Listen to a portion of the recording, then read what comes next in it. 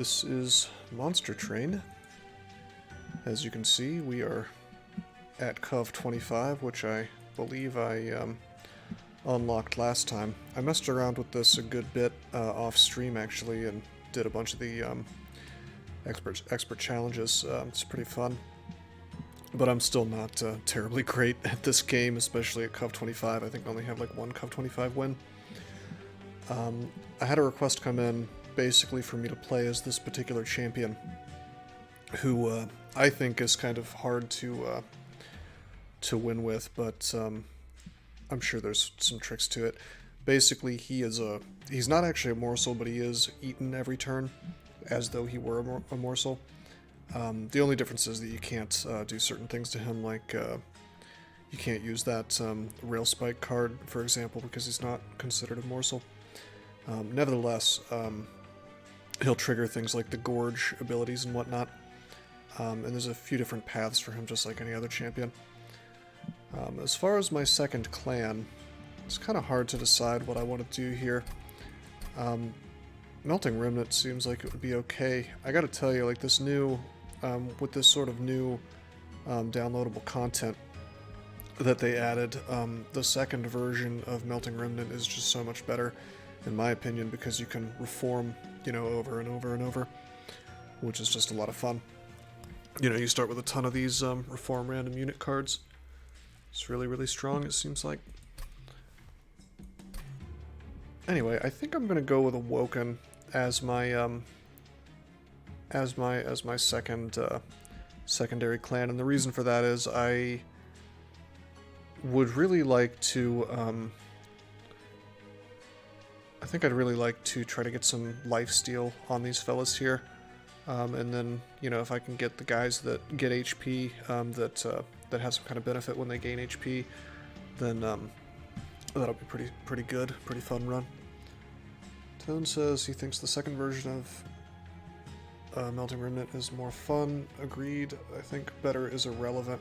Yeah, well, I think you appreciate the challenge of this game a little more than I do. Yeah, I think you have a better mind for this kind of game. Like, apparently whatever freakish skill that I have in roguelikes doesn't necessarily translate to Monster Train quite as much, which is funny because I'm not terrible at Slay the Spire, but there's something about this game that's defeats me a bit. Although I'm getting there. I'm getting better. We are Covenant 25 after all.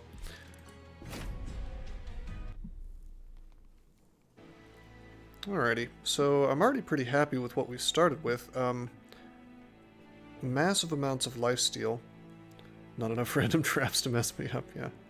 It's chill, win or lose, it's all about having fun. Well, something I discovered while offline, or rather while not streaming about this game, and I really don't know if this is intended play or not, but I found out that you can straight up reset fights. You can go back to the main menu and then restart the fight, so at that point, you know where the little collector, the fairy thing with the money, is going to show up, and you know kind of how the fight's going to go. And it makes you look at the game from kind of a different perspective, because at that point you have something of a knowledge advantage. I mean, if the game is meant to be played in that way, for me, I was having a whole lot more fun playing it that way. Of course, that's a lot easier. But I mean, it kind of took some of the randomness out of it, and it became more of a puzzle as to, like, how do I want to build a deck and build something that's capable of, you know, surviving, rather than getting sort of memed by minor errors. I don't know if I would do that while streaming, but it is kind of an interesting alternate way to play, and I have a suspicion that's what most people do. There's a mod that lets you restart battles. You think this game is a puzzle, but in stages, early versus mid versus late game? Yeah. Months ago I told you how you look at this game. Yeah, I remember we chatted about this. Hey Oren, what's up, man? Alright, so anyway, we have 4 different ways, 4 cars that heal.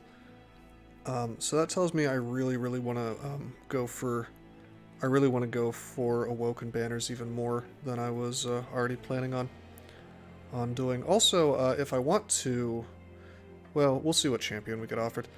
Don't know what I'm going to do with Crucible Extension. Probably get rid of it. Alrighty, so here's Primordium. He can be eaten. He's not really that interesting right now. Yeah, I'm having a good day, Oren. I'm doing okay. I'm finally clearing up my my backlog of videos when it comes to queuing things for YouTube, so that'll be going for a while. I mean, I've almost uploaded all my stuff that needed to be uploaded. Hey, Mr. Aspen, what's up, man? Good to see you. Sorry about your sad frog there. Something wrong, man? Alright, do I want to go to the artifact first, or do I want to go to the champion? Let's get the champion. Okay, so this is what I was kind of hoping we would see. So this version of him, he gets more HP, so he'll give 3 damage and 10 HP every single turn, and he'll also give status effects. And it is really tempting. Yeah, Tone, I think it depends on what champion you are selecting for. Like, for example, if you have the new Stygian guy who can have the Frost champ, I tend to want to go for the artifact first, because then I can, you know, if I see something that benefits Frost, I can take that. At the same time, you may not even get offered the Frost guy, so... So yeah, anyway, so here's the interesting sort of thing. I can either get an extra 2 buffet stacks, which means you can be eaten 5 times instead of 3, or I can have his status effects apply to the eater and give him more HP. So if I use Immortal Trait on him, he'll be stacking up Lifesteal. Unfortunately, he'll also be stacking up Ember Drain, which means I'll have like no mana ever. So that's going to be really interesting. I think I am going to go in that direction, though. And we'll just see how that works. Okay. Well, I don't have any sting spells.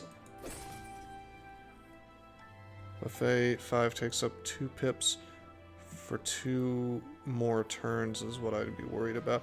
Yeah, that's the thing. Space definitely matters more than I used to give it credit for in this game.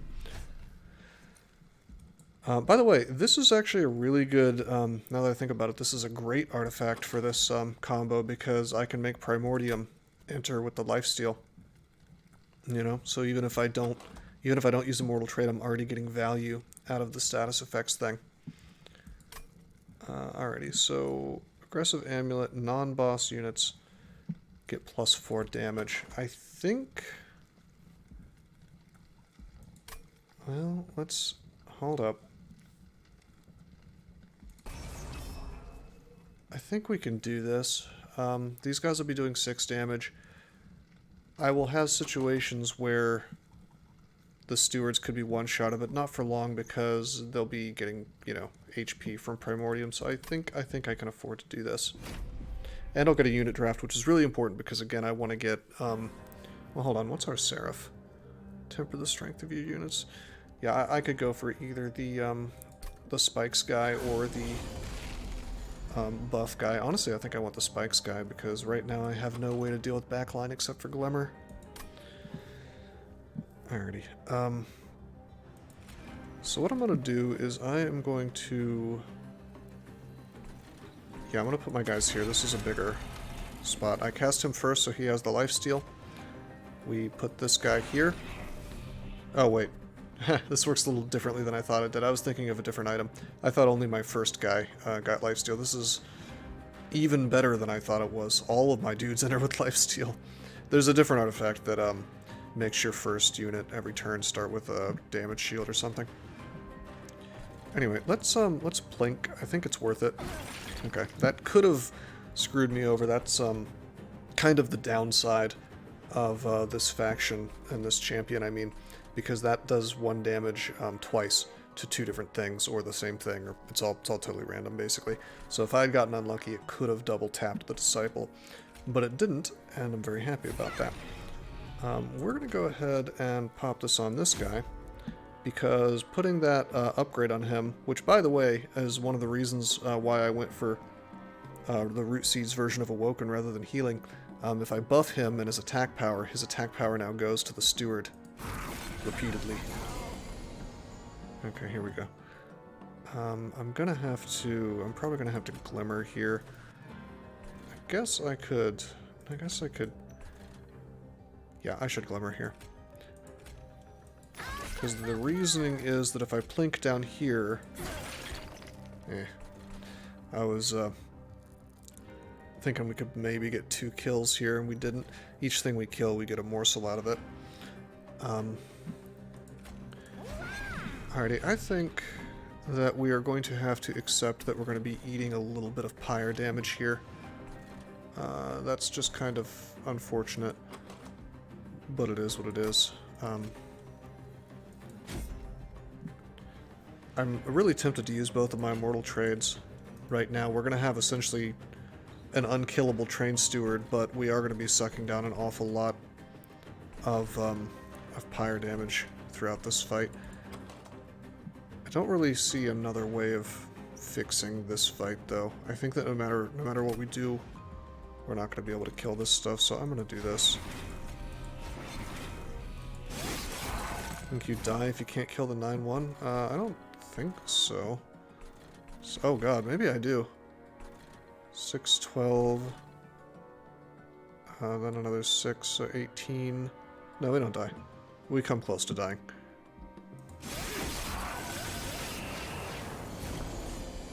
They get to do 15 damage here. It's unfortunate, but I have 19 stacks of lifesteal, so basically, I mean, with that much lifesteal, our boss fights are completely sorted forever. So we really want to... Oh shit, this would be a good reason not to have Ember Train. Yeah, because the weight of contrition here that we can't cast. But yeah, I mean, right off the bat, essentially with those 2 lifesteal spells, our boss fights are totally sorted. Except versus certain things. I mean, it actually is Tony. I mean, I've had a Mumo request from Green Eggs and Slam sitting around for a good long while. The only reason I haven't done it is because the only basically the server that has 0.15 available is Krasiak, and they IP banned me from it for providing infobot services to people, which they didn't like. It is a really good name. Is there a new DCSS update? There's a really terrible trunk version right now. But yeah, I don't think that the unit draft was worth the 30 pyre health, but you know, it is what it is. I think I might take Perils of Production here. This would allow me to... Yeah, we're gonna do this. I kind of want, well... Yeah, I want Perils of Production. Damage is kind of king right now, because we have all the survivability that we really need. Yeah, Nemelex continues to be a terrible god in DCSS. Alright. I think that my deck is a little too big already, so as much as I would like to pick up Steel Enhancer and buff Primordium, I don't think I want to fool with it.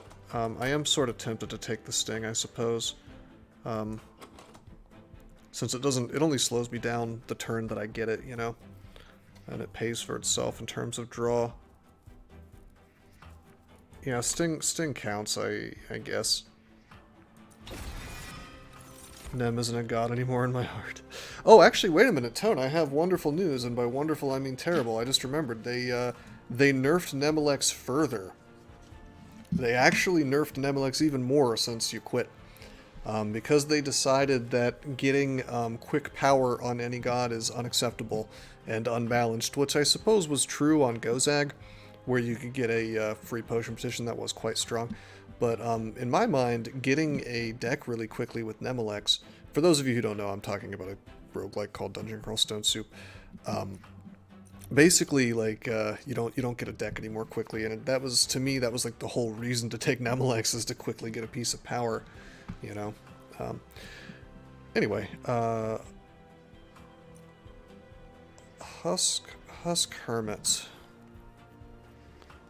That would be my route to killing stuff behind me, or in the back of the line, I suppose. Remember when you didn't use Potion Petition before Tomb once? That sounds like something I would do. God, none of these are really the creatures I wanted to have, but this does solve my backline problem, I suppose, especially if I buff it. I think I have to take this. I don't particularly want to. On the other hand, I mean, this would be real ultimate power right here. I mean, this would slaughter everything. Really, this would be my damage. Construct is pretty hard to power with this deck. That's true. If these were not Plinks, if these were something else, then we'd be okay. Who requested Monster Train? That was NG Matt, actually. Yeah, I think you're right. I will run out of fuel.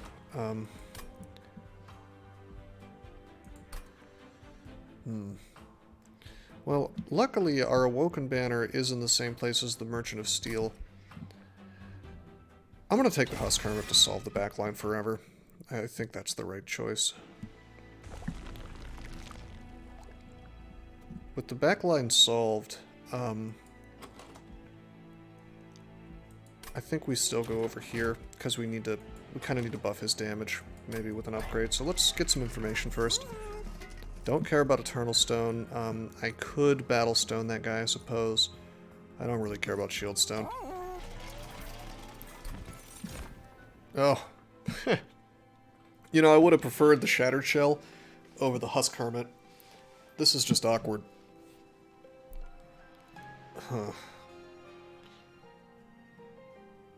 Because this guy will buff up throughout a fight quite a bit. Combined with Primordium, he can still be a bit of a tank. Sweep 10 HP or sweep 30 HP? Well, yeah, but my HP goes up from Primordium, and probably just skip. Well, the thing is that when... oh, Tony, you might be missing that it has Slay plus 3 attack power, so every time it kills something, it gets 3 attack power. Neither of these are particularly good cards, in my opinion. But you can do cute things with the Shattered Shell, because if it's one of those fights with a lot of 1 HP enemies, he gets pretty damn strong. I do agree with Tone, by the way, that this is a skip. I mean, having 2 of these sweep guys is a mistake. Alright, I think I have to upgrade the Hermit. I just need more damage on him. Get it and play it? You should. It's a fun game. I have a love-hate relationship with it. Every other time I play it, I decide I'm going to quit because it's so frustrating, but in a sense, that might be the hallmark of a good game. Gosh, I'm tempted to re-roll. Why is this Eternal Stone only 95 gold? I thought this cost like 115 or something. Guess not. If I re-roll, I'm not going to be able to have Large Stone. I know Large Stone is like 115. So we're going to Battle Stone. They randomize the cost between a tight range for the Large Stone? I had no idea costs were randomized. That's interesting. Anyway, we're just going to re-roll. Okay, I would have really liked to have had the multi-strike, but that was too much money anyway. We're just going to buff this. Okay, so now we have a dude, basically. He'll do. I think he'll get us through the next fight. Hopefully the next fight is, no, Spikes 3. Oh, I can do this, actually. If I just throw him at the top with Primordium, let them buff up, we'll be fine. He'll buff like crazy. He'll have like 20 stacks of lifesteal and a ton of HP. This is fine. I'll take my money. Now, I'm really, really hoping that the Collector shows up on top. Oh man, I could Glimmer and just kill all this stuff. That's kind of cool. I guess what I could do is we could stick Primordium here, and then we could stick the Husk Hermit there. And then we could just Glimmer this stuff, and then next turn we draw a Train Steward. And we can just pop him in the middle if the Collector shows up there. I think that's correct. Alrighty. So what's funny here is I could do Perils of Production here and get more attack power. I don't think that's the correct choice, because I'll have Ember Drain on both of these dudes due to this guy's status effect, and I'm just not ready for that to happen. In my long game, I would really like to get holdover on this thing, because then I could just have 3 mana every turn. Trivia, Dazed will be copied to Hermit. Oh, is that true? That's lame as hell. Are you sure? Because there's only one stack. You think it would... The order of operations would be that Daze would go away.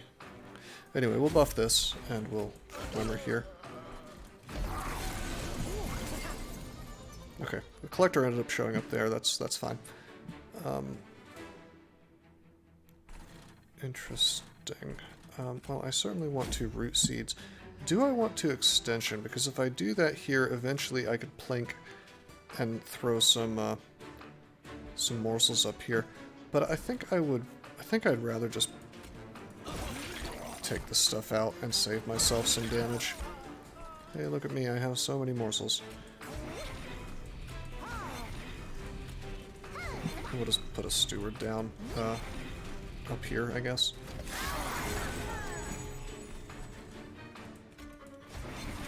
Okay, this is fine. I'll have no more mana for the rest of the game, I guess.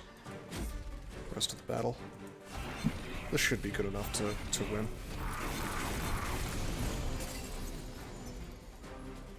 Well, have some mana. Anyway, 14 lifesteal is insane.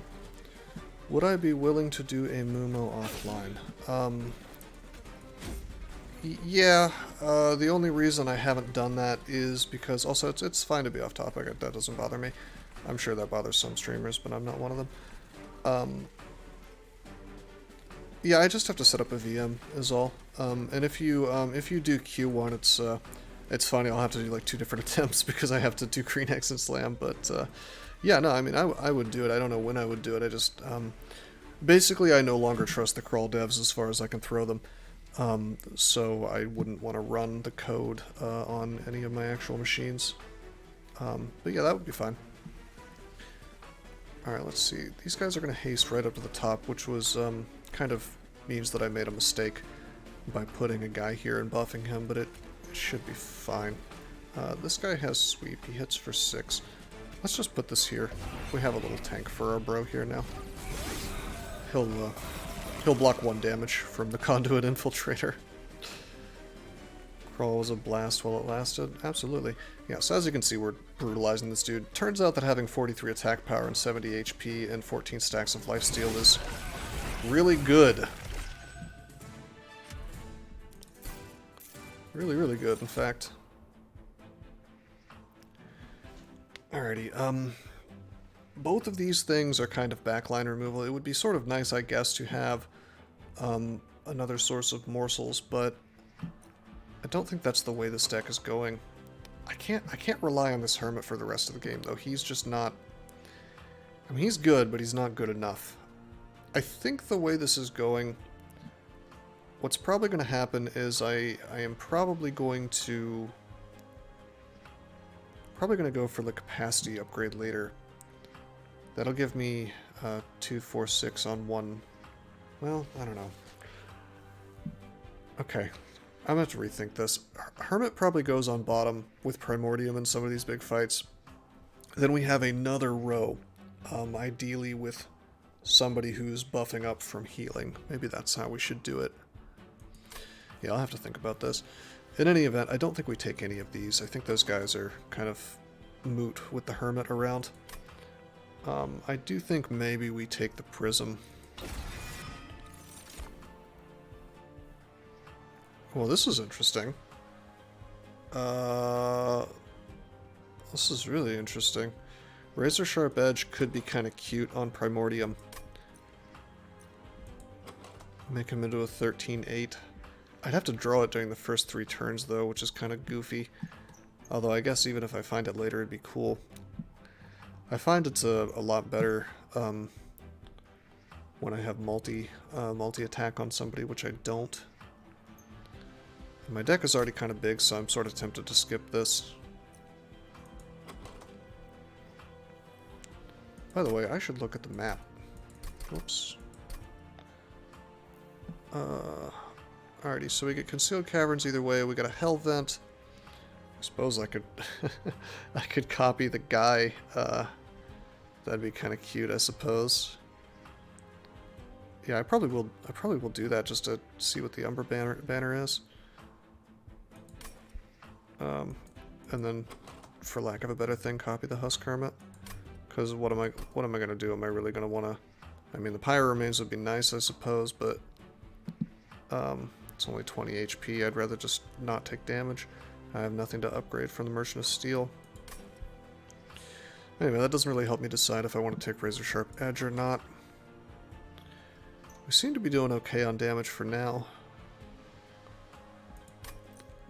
Yeah, I think we take the cash. I think we go this way. I think we... Let's see.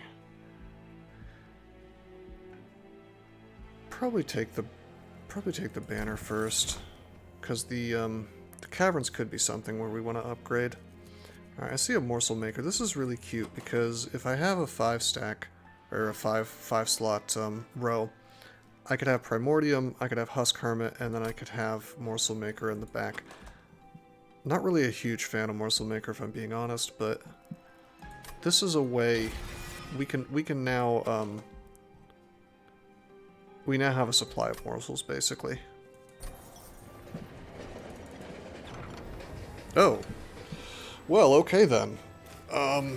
Shit. This is really interesting. I think Dante's candles maybe kill me if I take them. Dante's candles mean that because my HP is so low, I really cannot use a mortal trade. Yeah, quickly now. I mean, I'd love to have Dante. He's, I mean, goddamn, he would be amazing with this deck. The lifesteal wouldn't be ideal with him, but just buffing him in general is good.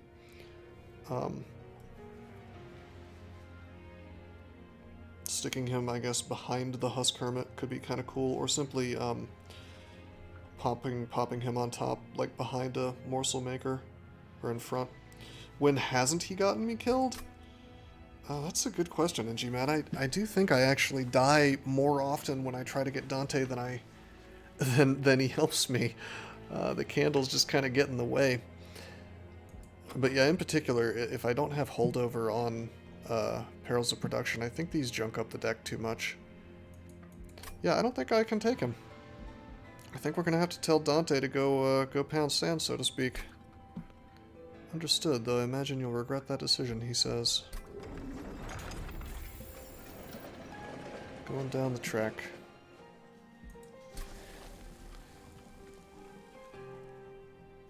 Alrighty. I suppose I actually will duplicate the Husk Hermit. And this means we can just throw one on the bottom. Kind of throw him away. Or we can kind of do a two-row thing where one's getting buffed up by a Morsel Maker. Either way, it's pretty good. Okay. 5 slots, 4 slots, 5 slots. This is the version of Talos that gains armor when she kills stuff. Shouldn't be a huge deal to deal with, really. Open up with Sting, why not? Okay, so we have a Space Prism.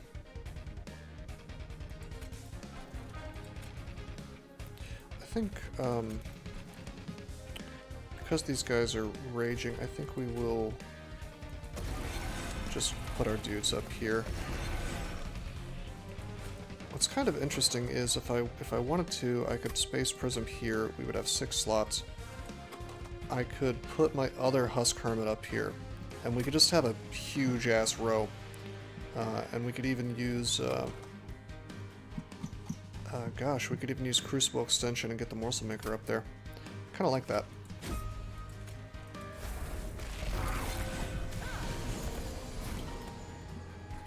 Unfortunately, we got all this crap in the same turn. It's kind of unfortunate. I think in the interest of getting this stuff out here, we're going to have to do it in 2 different rows, which is fine. And I think I'm going to go ahead and start stacking. Goodbye, mana.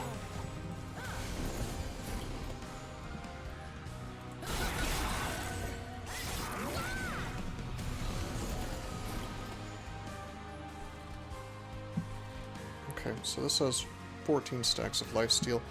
Why don't we help out our boy here? Okay. Get two fellas here. Got plenty of space to put them here. We're doing just enough damage with these guys in this fight to be totally comfortable, but I'm not convinced. I'm not convinced that's going to continue. Like, I really need to get some more damage on hand, basically. For the next fight, I think.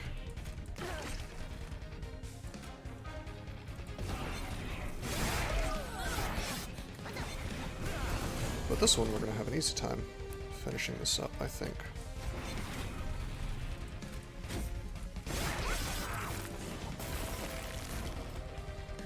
Yep, we win before it even gets to the top row. That's really sick.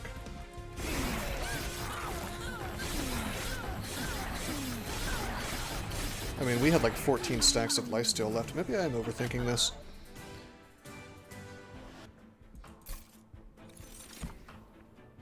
Ooh. Oh, wow. This is a hard choice. Dang. So I don't care about blazing bolts. Being able to apply quick is going to be just gruesomely strong for the Seraph fight, especially, and for the fight before that, potentially. Because there are those 3 HP guys and 5 HP guys that just hit like trucks, you know? So being able to just kill those instantly before they hit my guy is pretty cool, especially since even with lifesteal I may not have enough HP to kill them. On the other hand, Shroud Spike is just really stupidly strong in general. I don't really have mana with this deck though. Let's think about what upgrade we're going to take. So it's probably not going to be, it's definitely not going to be mana, because as soon as our Ember Drain thing starts to go, we will have 0 mana basically forever, no matter how much I have. So we're not taking the mana upgrade. It comes down to either draw or capacity. I think we're going to take capacity so that we can fit these 3 guys into the same floor immediately. So with that said, do I want the Shroud Spike? Let me look down here. Pyro Remains, Vortex. I really want that Vortex. Merchant of Magic. God, I think I have to go the left path for that Awoken banner. Boo. Okay. However, if I can get a holdover from that magic shop, that's going to be really good. I'll hold over the Perils of Production, and then we'll have access to mana forever. I think I will take the Tome. Well, shit, there's our alloyed construct, and suddenly we can fuel it up. We can fuel it up with Morsel Maker.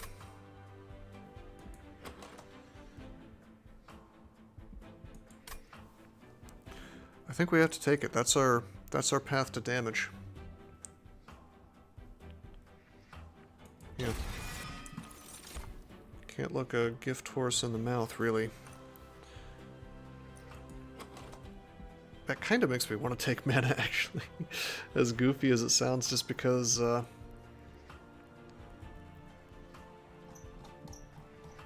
it's kind of important for the first couple turns.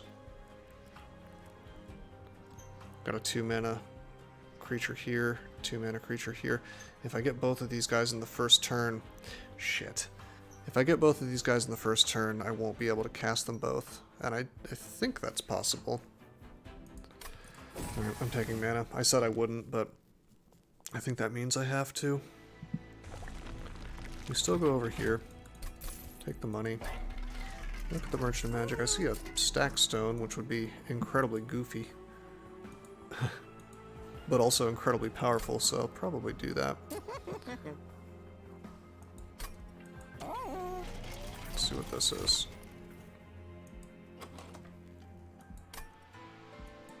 I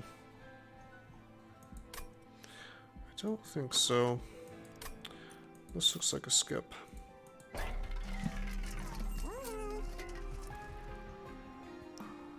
Okay, let's make root seeds free. Let's double stack one of the life steals. That'll be really wild.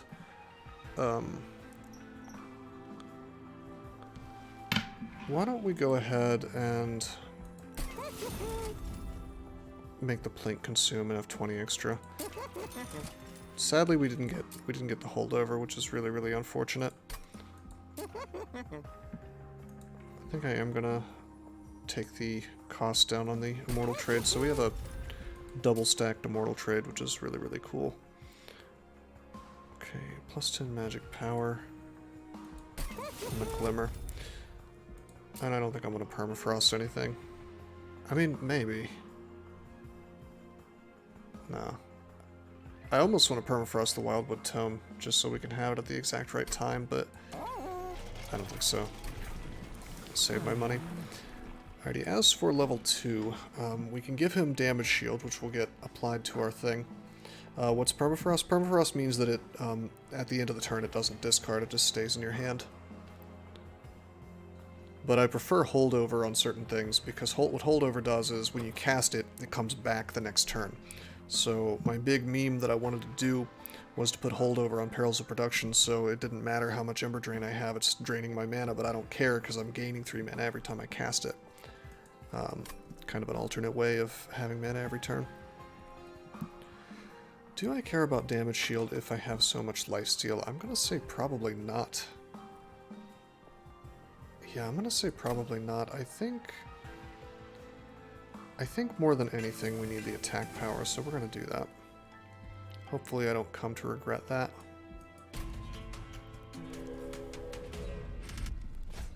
Yeah, it's a fun little strategy, Tony. Alright, an artifact for spikes 4. I am 100% sure that we can do this. The only problem really will be killing the Clipped Guardians. This is a very different game than Slay the Spire for sure. There's definitely big differences. Alright. Alright, I'm not totally memed here. This didn't work out very well because I didn't draw one of my Husk Hermits, which I really wanted. However, I can Glimmer here. Let's plink first. Okay, I was hoping maybe we'd land on the conduit, but we didn't. That's okay, we can just do this. Alright, so these guys, their haste is gone. That means he goes up normally rather than jumping straight to floor 3. Now, unfortunately, yeah, I have the construct here instead of a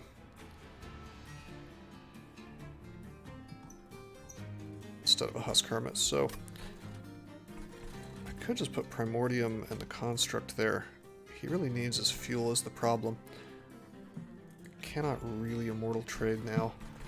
I'm gonna put Primordium up here. Yeah, we'll put him up here. This is fine. This will be cool. And the idea is we have space for a Morsel Maker still. And I'm not going to use Immortal Trade because I just need my mana too much.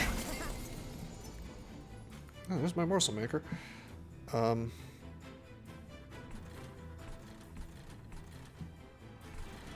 It's a big issue though with this haste guy. God damn, we still haven't drawn the Husk Hermit. This is the problem with getting too many good cards in terms of creatures, because it's like guaranteed to give you a good creature every turn, but it's not necessarily the one that you want, you know? This definitely goes here. Okay. This goes there. Unfortunately, we did not kill the conduit, which is, that's an issue. Tragedy of the large deck, yeah. Pretty much. Spikes 4. Gosh, that is really bad that this guy hasted up here and we didn't kill him with the plink. That is really, really bad.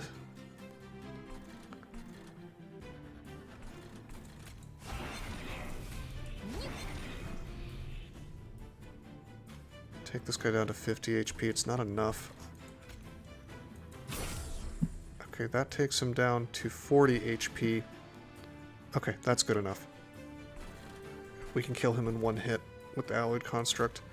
And we will go ahead and Perils of Production our friend here. Takes our mana down a bit. We're going to eat some damage, and there's just no avoiding that, really.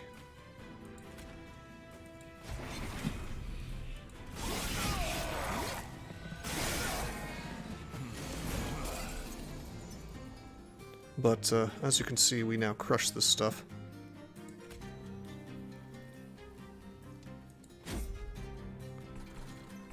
Okay, stop talking so I can see. His little text box was over the floor capacity thing.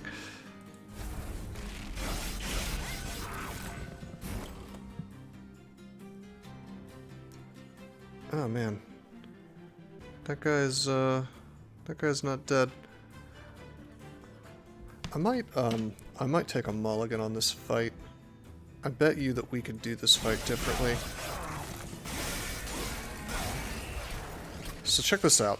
You can actually reset fights by going back to the main menu and just start the fight over entirely. And it kind of treats the game more as a puzzle than a deck building puzzle more than a tactical puzzle, and it kind of gives you an idea of how you could maybe play differently to not lose that fight. So I think that takes away some of the roguelike experience to it, but at the same time, you know, it's something that you don't really usually get out of a deck building game. And the challenge is still there to some degree. It's not quite the same, but, you know, for example, now I know what I'm going to draw. I know that I'm not going to get my Husk Hermits forever. Yeah, I mean, it's definitely taking a mulligan, and it's definitely reducing the challenge of the experience, but I mean, if you have fun doing it, yeah, who cares, you know? I do find it interesting that the game sort of allows you to do that instead of having an Iron Man mode, at least, that you could toggle. But yeah, I mean, I think just for my own sort of erudition, I wanna know if I've built a deck that's good enough to solve this fight, and I think I have. I think I just misplayed the fight. So let's find out together with the benefit of hindsight. So we know that Plink doesn't really do anything for us, so let's see. I think I had an option at one point to cast a Husk Hermit, and I didn't, and that was a big mistake. I think. I think what I was supposed to do, probably, I was probably supposed to play it the exact same way on the first turn, more or less. Okay, same for the second turn. Well, wait a minute. No, I did Perils of Production, and then I had no mana forever, is what happened. When the Hermits finally started coming out, I had no mana. Right, and Plink kind of memed me, because I couldn't kill the Conduit. Yeah, this is interesting. This was a deck building mistake, perhaps. Idea of saves and roguelikes scares you because you feel like most newbies would use the feature, just lock themselves in an unwinnable situation. Well, maybe that's part of the game, though, too, is the thing. Like, in Monster Train, I think that it is, well, I don't think I know that it's possible to lock yourself in an unwinnable situation, and I think that's kind of part of the fun. If you were to just keep replaying a fight, eventually you realize, well, my mistake wasn't so much tactical as it was strategic. I built my deck wrong, you know? Which I don't think happened here, but I do think that this is a questionable setup that I have here. I hadn't really thought about the pure pain that could result from taking 4 creatures, basically. I mean, I have 2 Husk Hermits in deck, and I'm just not drawing them fast enough, basically. So I think what happens here is we actually... Hold on a minute. Something I could do is this. He goes down to like 4 HP. I think next turn, maybe we draw the other Glimmer. Maybe not. Anyway, put the morsel maker here. Put this guy here. We get to kill that.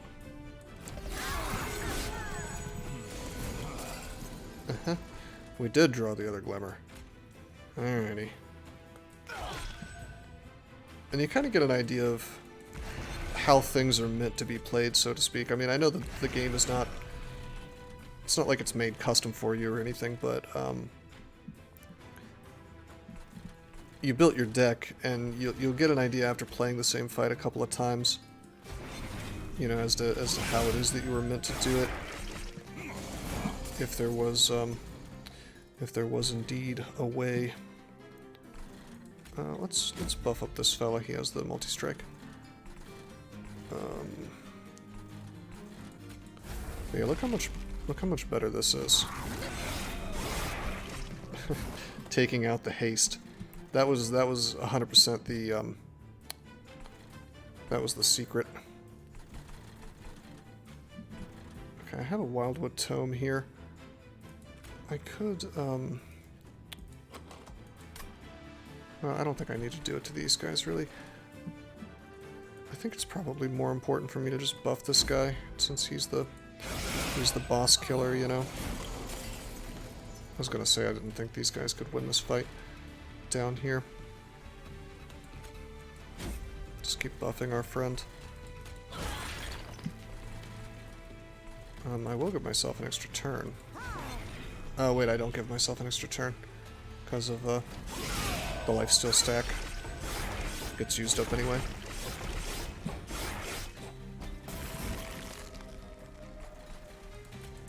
But yeah, I mean, as you can see, it's very easy to screw yourself with even a minor error in this game in the combat mode, I guess you would call it. But I mean, this deck is perfectly capable. I mean, it's brutalizing the boss now that I'm playing the fight correctly. We didn't even lose any HP, you know? That's the difference between a well-played fight and a poorly played fight. But I think the biggest error was me sort of jumping the gun on using these trade spells with the Umbra Drain, you know, and the Perils of Production and whatnot, and then not being able to cast my Hermits. Yeah, I'd like extra HP on the guys. I mean, you can make fun little decks with these Umbra Drain spells, but you pretty much need to have holdover on Perils of Production for it to work. That is an Ember Forge. Also, that's a Void Binding. Gosh, tempting. Really tempting, in fact, considering that Damage Shield is way better on the Construct than Lifesteal, because he burns through his lifesteal double fast due to the multi-strike. I think I'm probably just gonna skip, though. I need a smaller deck. Oh, hey. Yeah. I'm gonna take Pyre Shards. I can cast that on the champion if I get it early. And I can, his spikes will transfer to the guys. Alright, as much as I want holdover on that, I really wanna upgrade Alloyed Construct. I can also remove things here, which is super important. Wow, that is a quick stone. Or speed stone, I suppose it's called.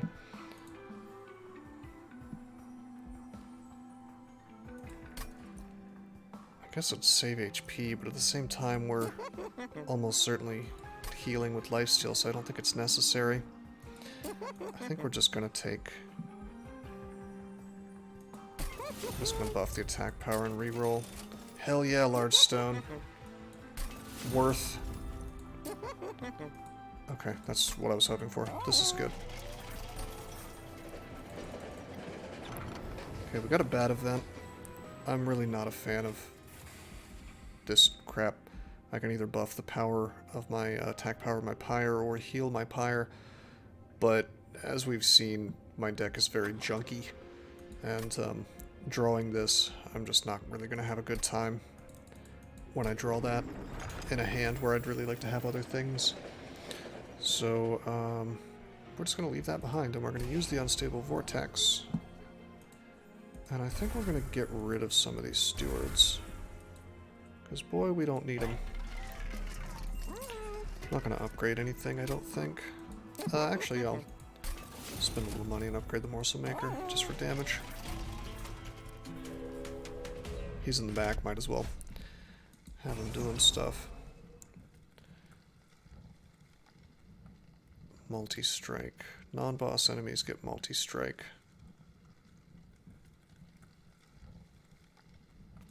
I think we're okay. Yeah, we have lifesteal and we hit like a truck. We should be fine.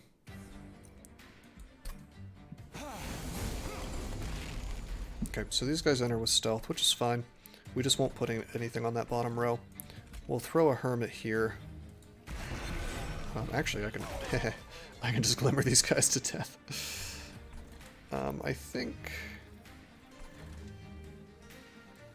I don't want to buff the hermit. I think the boss could be a big enough problem that I want to make sure that I'm buffing the guy that needs it. I only hope that... Well, I hope that I draw my Space Prism at the right time, because I want my Construct at the top, and he takes up 3 spots now. So we're gonna put him there, but then we're also gonna want to have space for the Maker if possible. Okay, I would really like to buff this dude, but I don't think I get to.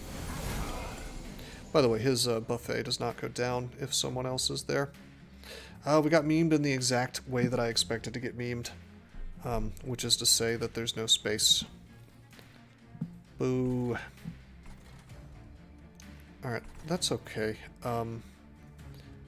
I literally have to have the Construct with the Maker, though. I mean, not literally. I suppose I could put him somewhere else, but he'll just run out of fuel and he'll not do things. So that would not be good. Which makes this very awkward. I guess I could just pass turns until the Maker comes around again, but the deck is too big for all that. I think I may have just memed myself, and this is kind of what I'm saying when I say that I get the feeling that this game was... I really get the feeling this game was meant to be played with you being allowed to mulligan, considering that you're allowed to do it especially, but also because it's like such a tiny mistake by turn 2 just sort of ruins the whole fight. Then again, maybe that's just the intended challenge, you know? It's also, well, there's a certain amount of RNG involved there as well. Because, I mean, this could have worked out for me if I had simply drawn the right card, which was the Space Prism.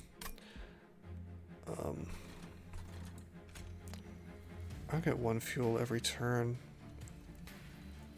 And I'll be dazed on my first turn, so I won't use up my fuel. Wait, do I use up fuel if I don't do anything? That would be lame. I'm gonna wait for the Morsel Maker to come back around. We'll see if this works. I don't know if it will. This is both of the cards we could have used are in the same hand. Crucible Extension and the other one that is free. What's interesting about those cards and just about this game in general is something that could be kind of cool is if there was some kind of upgrade that forced things to show up in your hand at the start of the battle every time. Like Slay the Spire has that. It's called Innate. But I think it's called Innate anyway. Technically this game has that too, but it only shows up in special game modes. I'll go ahead and use the extension. I had hoped the Plink would land 2 times on one of these dudes, but it didn't.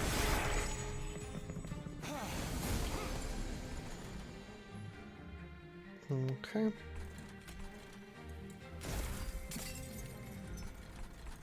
Okay, so this is a great place to use that Wildwood Tome. You know, suddenly we don't take any damage. We were about to lose guys, and we just didn't, you know? Also, I can do this. I'm gonna do this because it's guaranteed to kill somebody, which means more morsels for me. I'm not going to cast this here, even though it'll junk up my deck, because that guy gets armor if I do. Because they would kill him. Normally I would want him to die, but Not if I'm feeding this guy armor. Okay, yeah, so fuel 3. This went about as poorly as I expected it to, in terms of the fuel situation.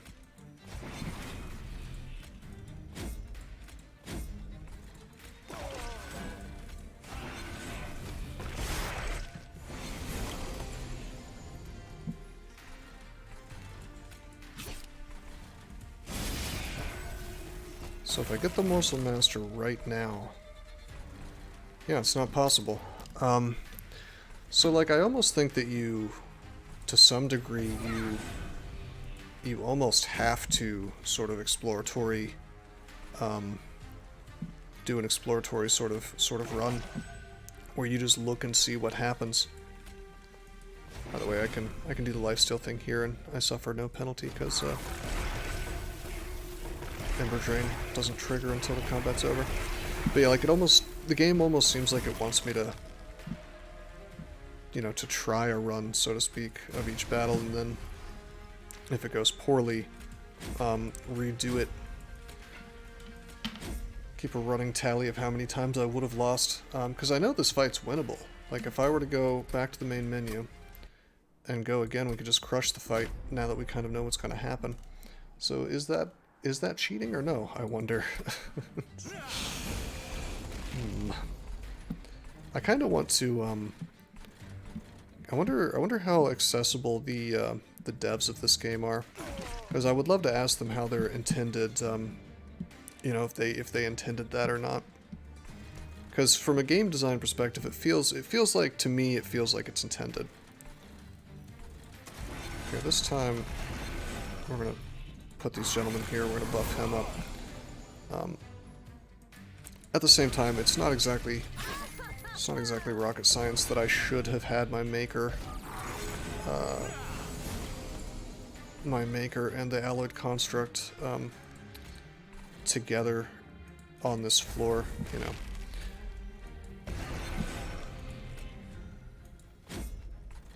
So I mean, I certainly could have done better there. Oh, I shouldn't have expanded that. That was a mistake. Oh well.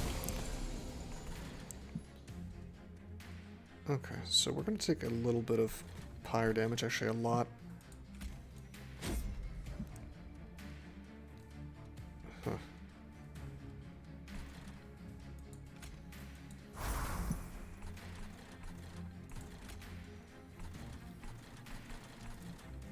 $29. I'm gonna have to do a little math here. I want to get this guy, if I can, I'd like to get this guy down to 30 HP so he dies in the first pyre attack.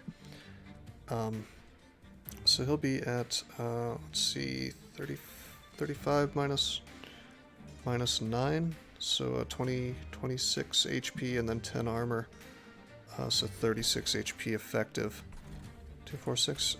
All 3 plinks would have to hit him, there's no way. Oh, there's one. Nah. Lame. Alright, so he'll get 24 damage on my pyre. It's better than dying, though, which is what would have happened.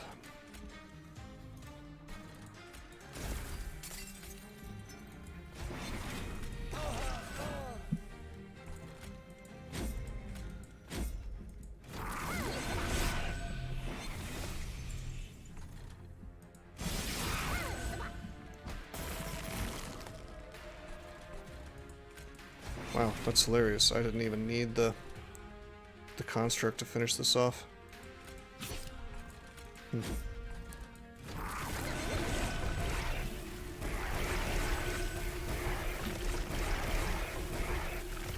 But yeah, that's 2 mulligans now. Yeah, I'll take a free sting every turn, sure. Lots of draw.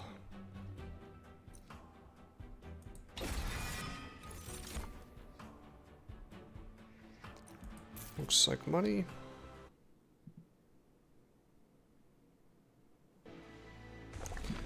Alrighty.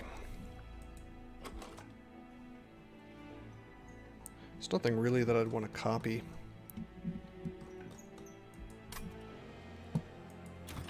Just go over here. Well, we're getting rid of our train stewards. I'm not going to get the train steward upgrade. We'll take the channel heart, and so now we have thorn fruit and channel heart. Kind of cool. Get a sting every turn, have extra magic power on it. It's not bad. There's the holdover. We have holdover perils of production now. That's pretty good.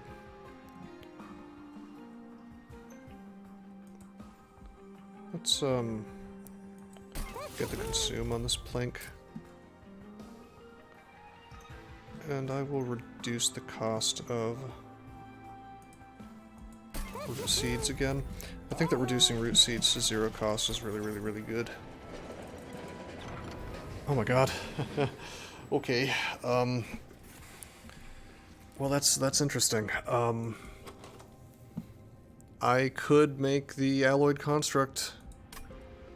Oh man, that would make him 5.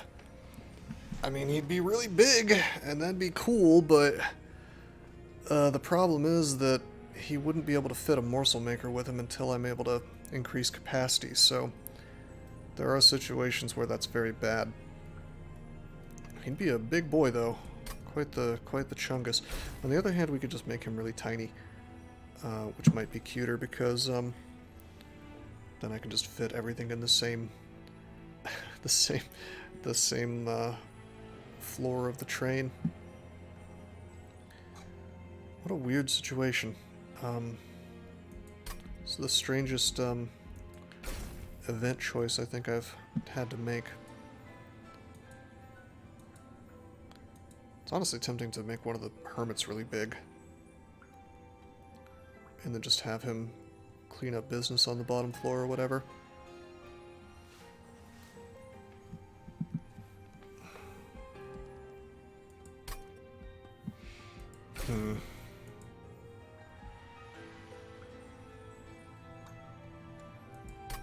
Alright, I'm gonna make him tiny, I think.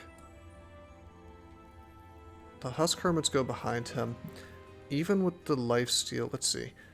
2, 4, 5 space. How big is my boy? 2. Okay, my champion is 2, so 5 space, 6, 7 space.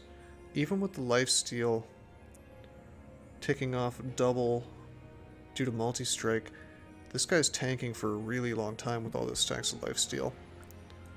Hermits behind it are doing damage. Seems okay.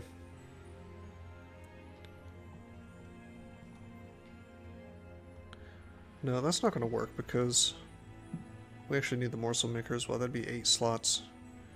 2, 4, 5, 6, 7, 8. I mean, not for the entire fight because the penumbra goes away 3 turns in, but it just doesn't work.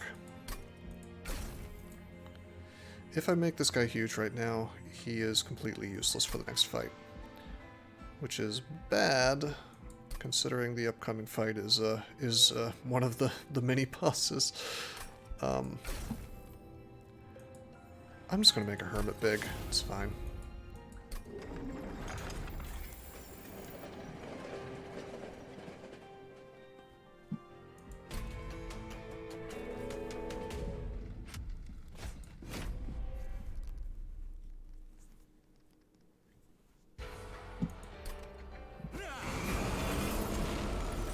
Oh, there's our big hermit.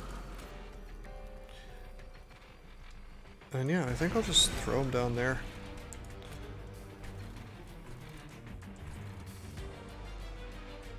Sorry to bother you, is regen in B-Crawl? That's not bothering me. I'm cool with answering crawl questions whenever. Yeah, regen is in B-Crawl, as it should be.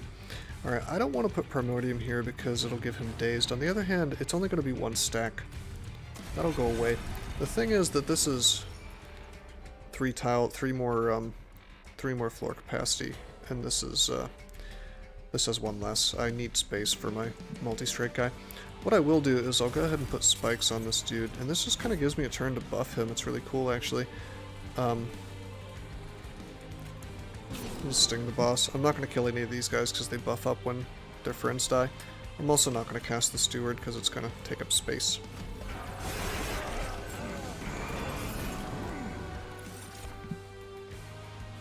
Okay.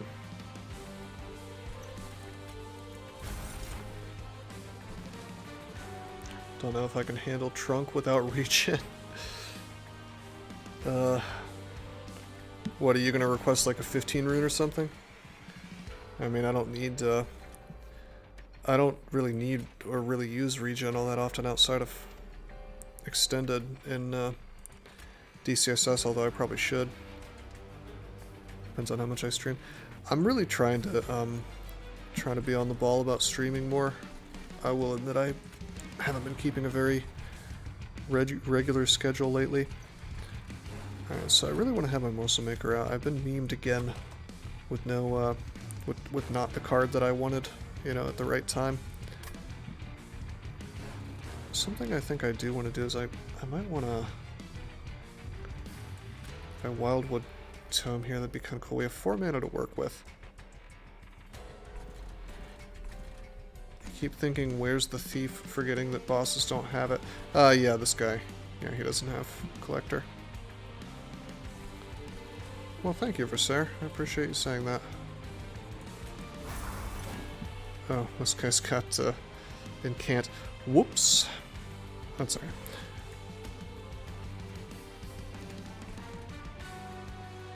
Okay. Okay, I know what we're gonna do. We're gonna put this guy here. We'll be buffing the Hermit, as awkward as that is. And we'll just put the Morsel Maker here, because as we learned in the last fight, we pretty much have to have him and the Construct in the same line if we want the Construct to not be useless. And what we'll do is, let's see, 50, he'll have 50 effective HP, 30, 32, 42, it's not quite enough. Sting him too.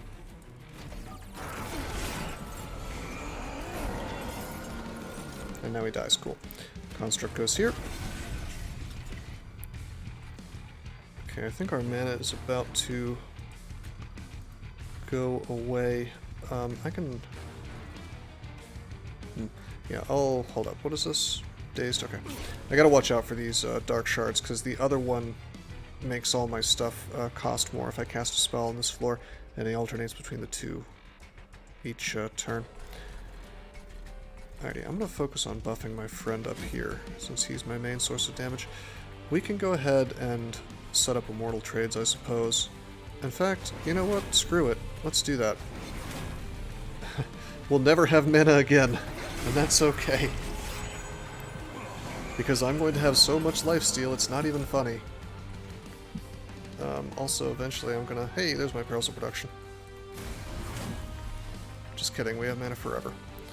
So yeah, there's the Incant thing. It's gonna increase the cost of all my spells, which I don't want, so we're not gonna do it. I don't care that I'm giving this guy armor, it doesn't really matter. Because I'm doing enough damage to kill him either way.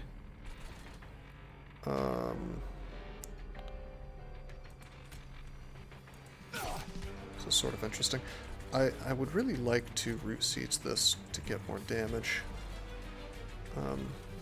But you know, I'm starting to think that this is our boss killer with all that lifesteal. Yeah, we're gonna have so much lifesteal. Let's just... This is our boss killer now.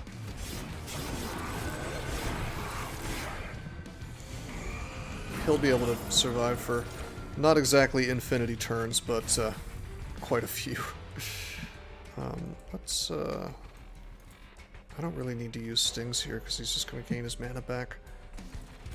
Let's increase his rage.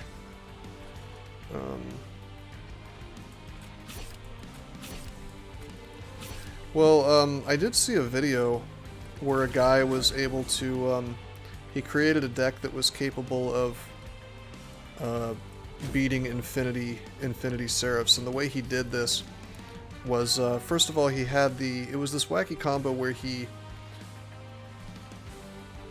Hold on. There we go. It was this wacky combo where he first of all, he had the artifact that made it so that rage doesn't decrease, so the rage gives you extra damage, right? And normally every turn it goes down by 1. But he had an artifact that made that not happen. Then he had the card that doubled rage on things. And then he had the card that just adds a bunch of rage. So basically, he had a whole shitload of rage that wasn't going down, and then he also managed to apply quick to something, and so he was somehow he had stacked his rage up so high that he was doing like 5,000 damage a turn, but he was also quick, so he was attacking before anything attacked him. So he had effectively built a deck that could win infinite times. It's really cool. Can't remember the guy's name, but it was pretty neat.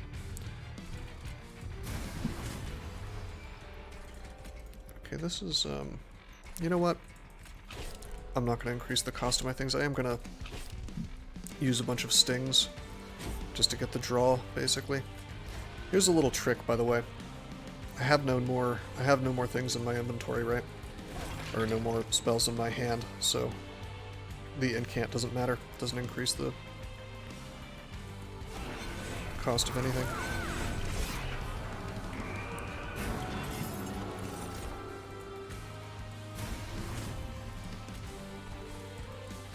Oops, I should have been hitting this thing.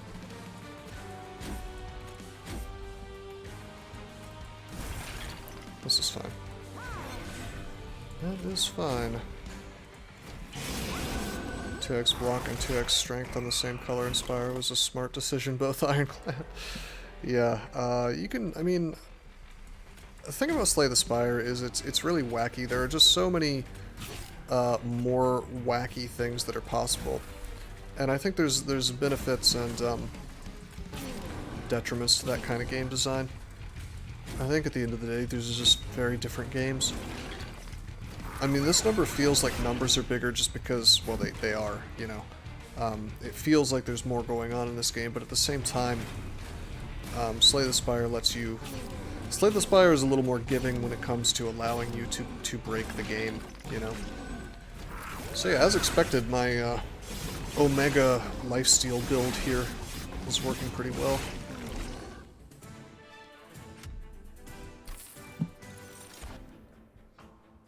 Vanilla Spire looks tame compared to what some of the mods do. I still need to check out mods for that game. Okay, Cycle of Life would be cool, but it's very expensive.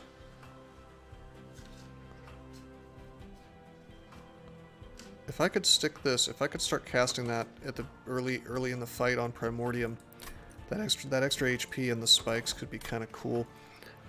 I think that this is just a skip, though. Okay. We absolutely we need capacity. There's no question in my mind. I've had too many fights where I really wanted to have the Construct, Primordium, and a Morsel Maker on the same row, and it just wasn't possible. So that will not happen again. Okay. Trinket Shop, I don't really have the money to support that. I don't really need to go to a Merchant of Steel. I mean, I can add a little damage to Morsel Maker, but who cares, you know? 2 removals here, some HP here. I think I go over here and we roll the dice on the Caverns being good, and we get a free artifact. Okay, healing draws versus healing does damage to the front enemy unit equal to the amount healed. Wow, this is actually a tough choice. Because of lifesteal, I can essentially do... not exactly double damage, because I think it's the amount of HP you heal versus the amount of HP that you would have healed. I think I actually have to have the damage, but on my guy, I have to have the damage on my guy for the healing damage to go through. Nevertheless, it is extra damage, whereas this is more draw. This is really quite good. I think I'm gonna have to go for damage. I think because I know I just kind of said I think at the beginning and the end of that sentence for some reason, but yeah, this is a find. I mean, this is one of the fun things about deck building games to me, is when you're presented with these choices. Yeah, it's definitely good stuff for sure.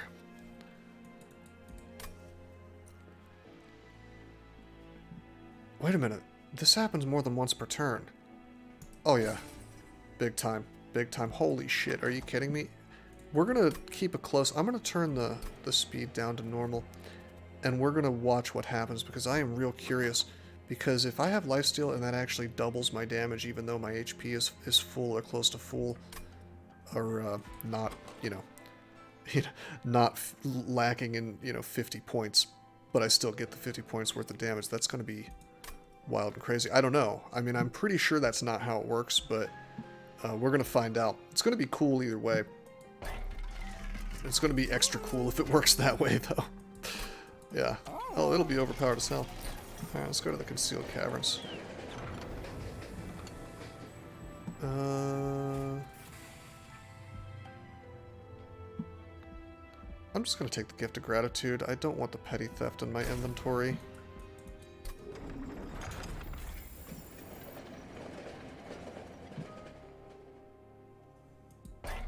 Or in my deck, I should say.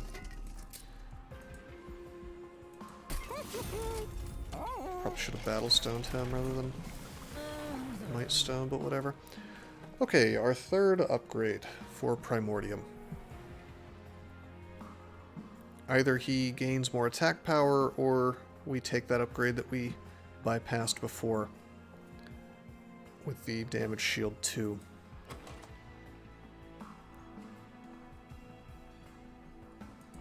It's got to be the attack power. We're going to be focusing on feeding him to the multi-strike guy. Okay, so this is probably the most consequential choice that you can make almost in the entire game. I mean, that's probably a little bit of an exaggeration, but it's a big one, which is whether or not I take the trial that gives me 400 coins. They have a little guy in the back that gives multi-strike. Guys that do 20 damage. If I take this, they all heal up. So the real question is, can I easily do 190 damage per turn? Maybe more? Maybe more? Oh yeah, it's a ton of money. You always get offered 400 at the second to last battle. And that's why this is kind of the most consequential trial, because if you don't do it, you can screw yourself. And if you do it, you could screw yourself, because if the challenge turns out to be too hard. And by the way, you can't reset this. The trial is locked in, so even if you were to back out of the fight by going to the menu and restarting it, you're stuck with the trial on, so could be an issue. I get 100 damage with the construct right off the bat. After the first turn of Primordium with no other buffs, he goes to 70x2, so he's doing 140. God, I wish I could remember this fight. I don't remember if there are multiple Gilded Wings in one room or not. Because if there are, there's no way that I want to do this. If there's only ever the one, then this is doable. If I can just get a couple turns to buff the construct. If I don't get a couple turns to buff the construct, on the other hand, I'm definitely getting, I'm getting 30 damage turn minimum on top of everything else because of the Thorn Fruit plus the Channel Heart. Heart of the cards, baby. We're doing it. Go big or go home, right? Oh no, I screwed up. Yeah, so there's a big beefcake in front.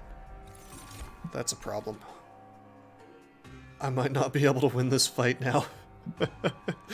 Whoops. Unless I can do 115 damage with Husk Hermits somehow. And they've got to be in the same room. Or if I could just buff the Alloyed Construct enough that it doesn't matter. Somehow doing 190 x2. There's no way.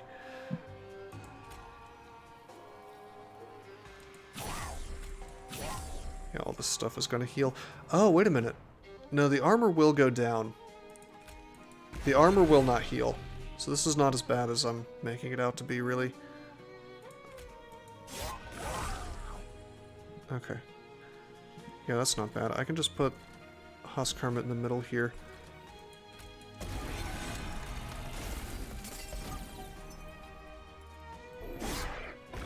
Oh.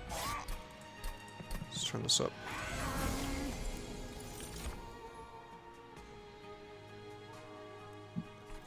Okay, interesting. So we put the Hermit there. No, we didn't reject the trial.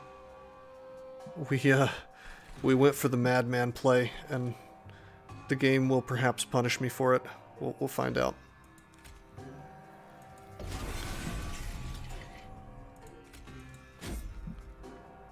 Okay,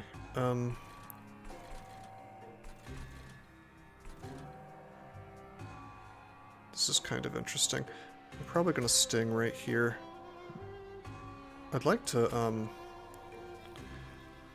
yeah, I think to keep the Hermit alive, I'm gonna have to Wildwood Tome. On the other hand, we really, really, really, really need to buff this construct.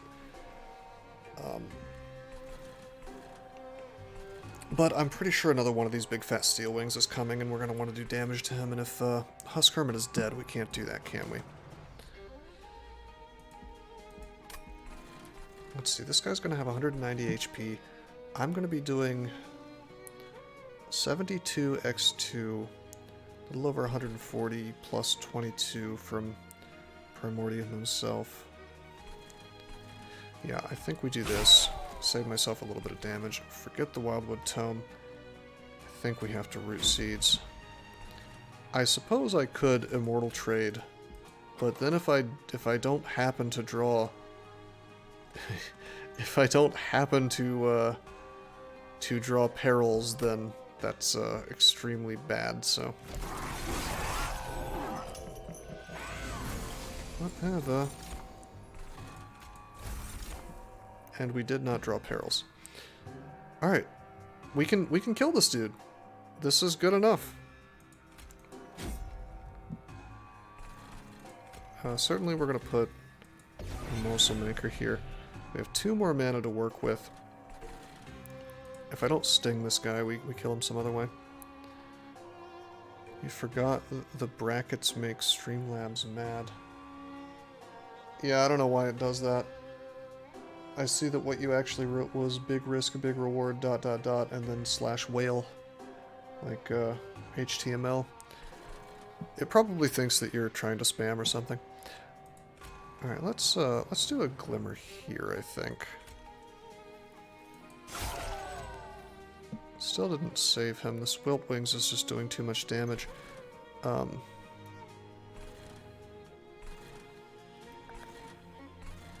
think we're going to...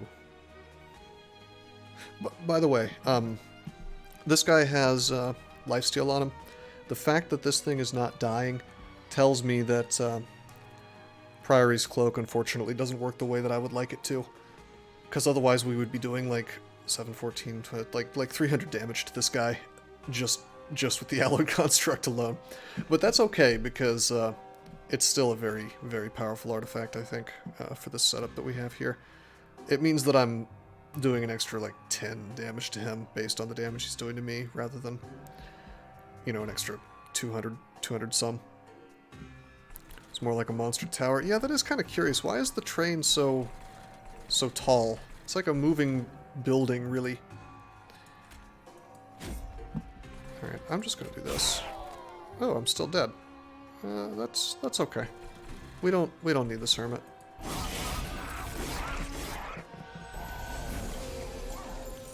We will be okay.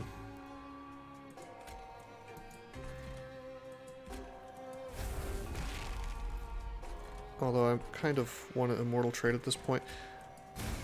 Actually, it's time to check it out. I just gave myself 7 mana. We can Gift of Gratitude for a ton of money. And I think I can afford to be greedy and do that. Instead of root seedsing. So we just got a huge pile of cash.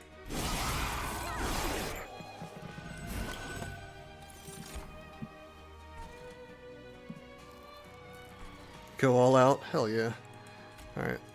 Get my mana back. Do a Glimmer here. Yeah, we're crushing it. This is good. Get more draw. How much lifesteal did we end up with, by the way? Lifesteal 4. That's not as much as I would like, since we're losing 2 each time, but we have like 111 HP and 142 X2 damage. I think we're going to be okay. Also, I can just kind of keep giving myself even more lifesteal. That double stack on that has proven to be very good. Liking these excavated embers as well.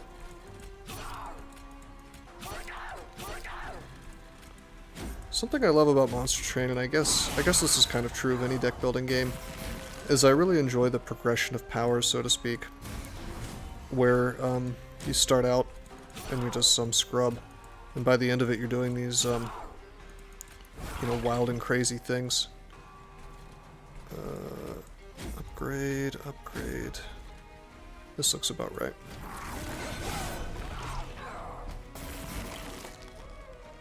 Okay, I was gonna say, of course we win this fight. Come on, this guy's buffed as hell.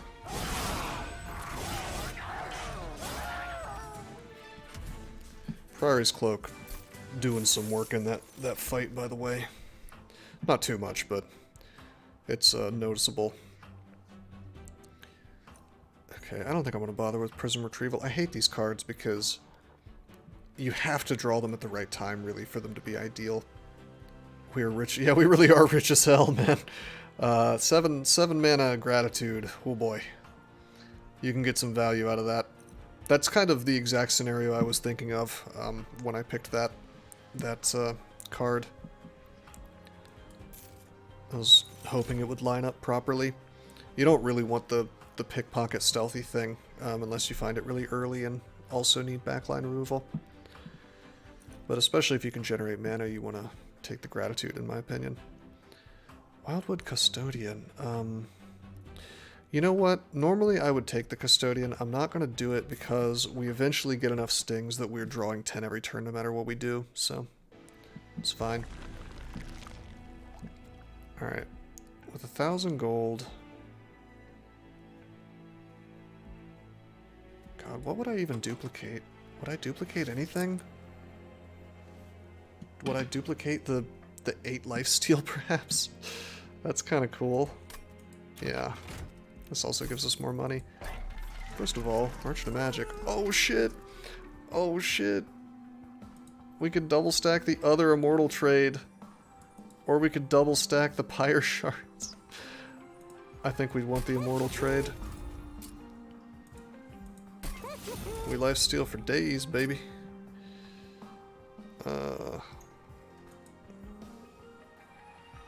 Alright.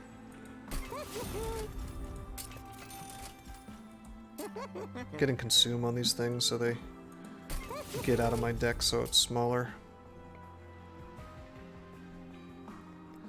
I'm gonna actually make the Tome free. We keep drawing it and not being able to cast it at the right time, so solve that problem.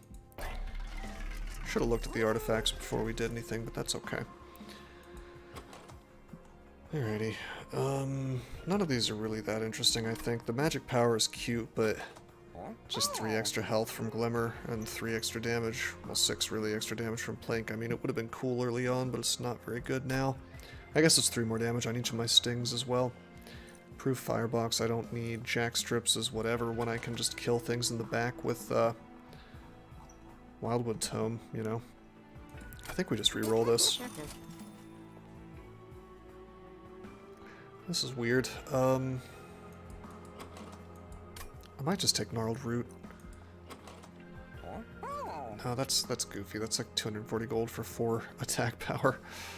Huh, none of these artifacts were good. That's unfortunate. The wing technology is actually quite great, but not really for this deck.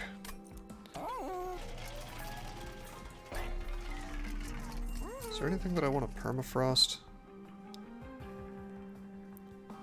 Not really.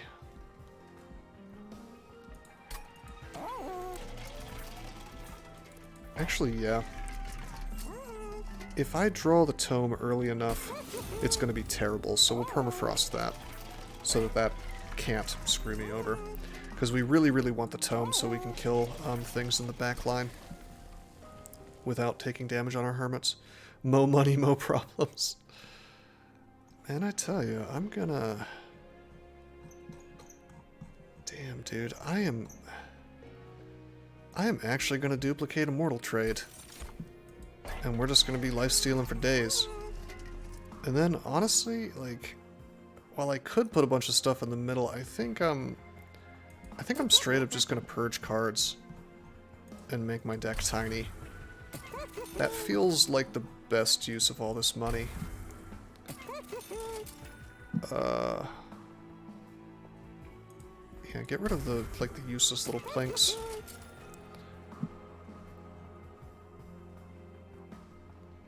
Yeah, we can purge as many times as we want. It costs more every time, see? So eventually, you know, very quickly, in fact, it becomes prohibitively expensive, and that cost sticks around throughout the whole run, so. Well, this has a purge scarcity in a different way, because Inspire, it's per shop, really. You can only remove once per shop, and yeah, the price goes up each time, but, you know, if you happen to have a shitload of money, you're out of luck, basically. It doesn't matter, you can only remove the one card.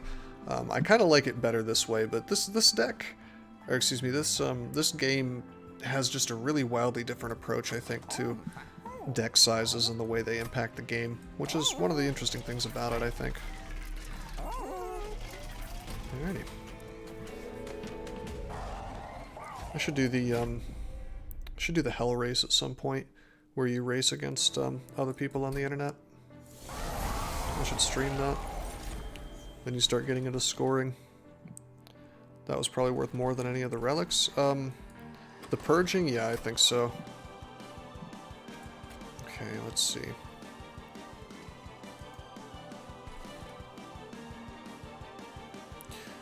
Okay, I'm gonna do that to kill the guy in the back, and then we'll sting. This dude, yeah, my guys are gonna come in debuffed, which is really unfortunate. I would love to put Primordium and the Construct in the same row right now, but that's gonna use up one of my stacks of buffet, and we don't know if we're gonna have the immortal trades or not for a while. So this is really kind of a irritating situation. I think I kind of have to do it though.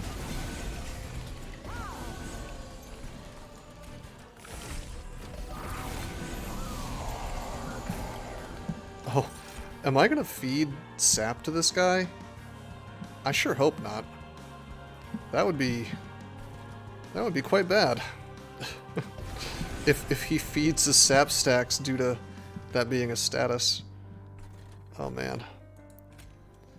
Alright. I have to get the immortal trade going, I think.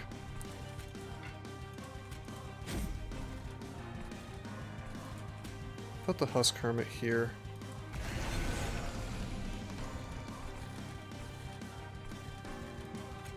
Okay, we have a Consume Plink. I think I'd like to use that. Mainly to get it out of the deck. Sadly, it didn't hit any of the guys in the back like I wanted.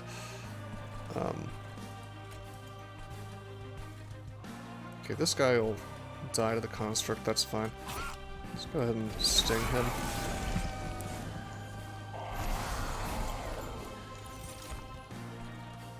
Okay, we need Husk Hermit not to die. Luckily, we did draw our Mortal Trade. Oh wait, I don't want a Mortal Trade, I want the thing that gives me mana. Whoa-oh. I may have just screwed myself. We may have to take a third mulligan. Yeah, so I used that immortal trade and I shouldn't have. I was turbo banking basically on getting Perils of Production.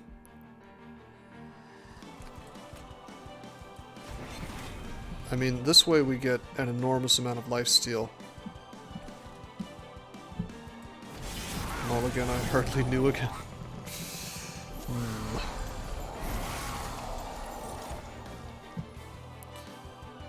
Yeah, there's nothing I can... Well, wait a minute. How am I killing all this stuff? What? How? What? I should only be getting 2 attacks from him, 2... and then 1 from Morsel Maker, so how is the rest of this dying? I don't have spikes. How is all this stuff dying?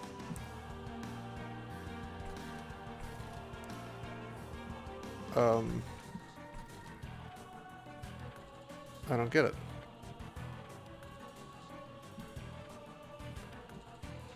Is it... Oh, it's from the... I bet it's from the Priory's Cloak. Right, so I'm getting 1, 2, 3, 4. Okay. Hold on. 1, 2, 3, 4. And then the 5th one dies. Yeah, relics are good, it turns out. That works, man. Alrighty. Guess I can just live with this then. The sins of my bad play will not punish me, perhaps. And it would be a huge mistake for me to give this guy quick, because we want to take the damage and then get our HP back. And that's wild.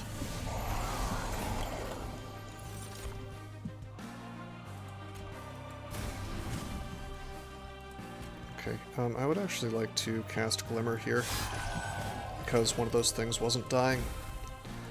And now it is. We'll Husk Hermit here. We'll make him quick, so he can take out stuff in the back.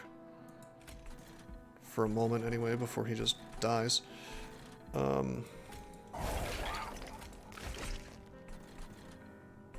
Yeah.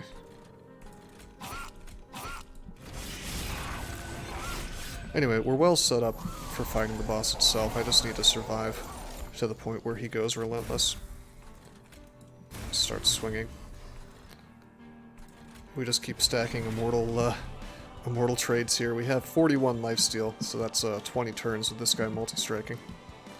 Not bad.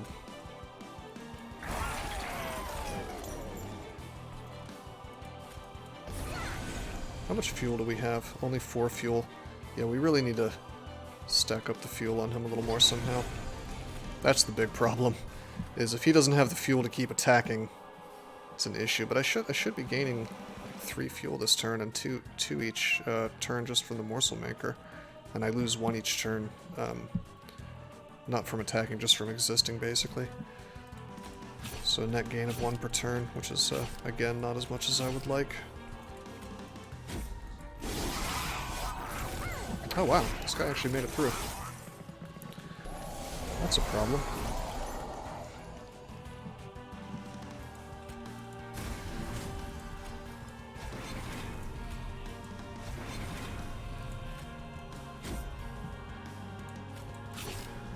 Okay, there we go.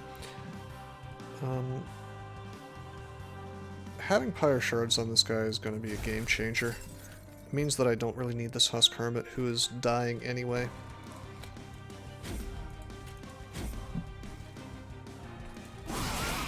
Do wish I had a little more damage, though. Okay, there's the final wave. He's coming. 7 fuel. This is not going to be enough if I can't get a little bit more. Well, maybe. Let's see what we can do. First of all...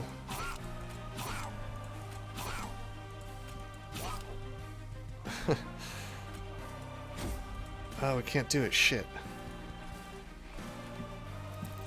Also, I just realized that 4 spikes damage is not going to be enough versus this guy in the back. Have I goofed up? I think I maybe goofed up a bit here.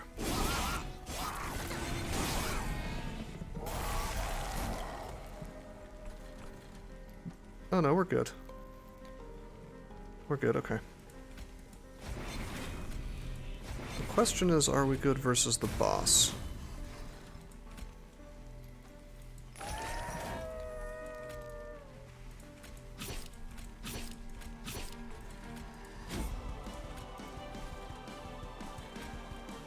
Guess we're about to find out.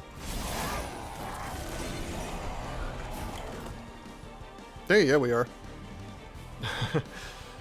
I was really concerned I wasn't going to have enough fuel. 9 turns. 9 times 150.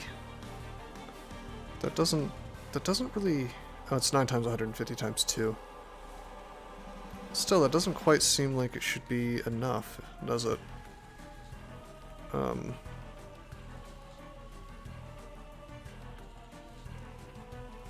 Curious. I might watch this at somewhere close to normal speed. I'm certainly happy we're winning, but I think we came pretty close to it not working. If we had had like a couple less fuel, it would have been perhaps an issue. I mean, your margin of error is not super high at Covenant 25 because of the massive HP that they have. Fuel schmool. I think this is the only guy in the entire game with the fuel mechanic, by the way. Look at how slow this game is when you have it set to normal. But we can actually watch the healing from the relic go through. I kind of wanted to see it. See that 30? He does 10x3, he does 30 damage total. And then you see the Priory Cloak healing him for... Well, the lifesteal healing for 30 and then the 30 damage going through. Just checking his fuel. I wanted to see... Fuel 6. Yeah, I guess maybe it's not as close as I thought it would be. I'm gonna slow this down. I just want to see... Yeah, no, we went down to fuel 1. Okay, so it was about as close as I thought it was. But we did it, and that's what matters. It took 2 mulligans, so maybe I shouldn't feel too great about winning, but a win is a win, I suppose. I do really like the new mechanic with that champion. I mean, that is it's kind of weird to have your champion be edible, but it opens up really interesting strategies. Anyway, yeah, that was a lot of fun. That was a request stream, I believe, from NG Matt. Hope you enjoyed that, buddy. And that's going to be it for the stream and it for the night. That was Covenant 25, Umbra, and Awoken. Did you know that there are many ways that you can help support this channel? Read about them on rosecrypto.com/support. At Rose Crypto, you can learn all about cool things like the Brave web browser, Bitcoin, and other cryptocurrencies. Thanks for watching, and don't forget to like and subscribe.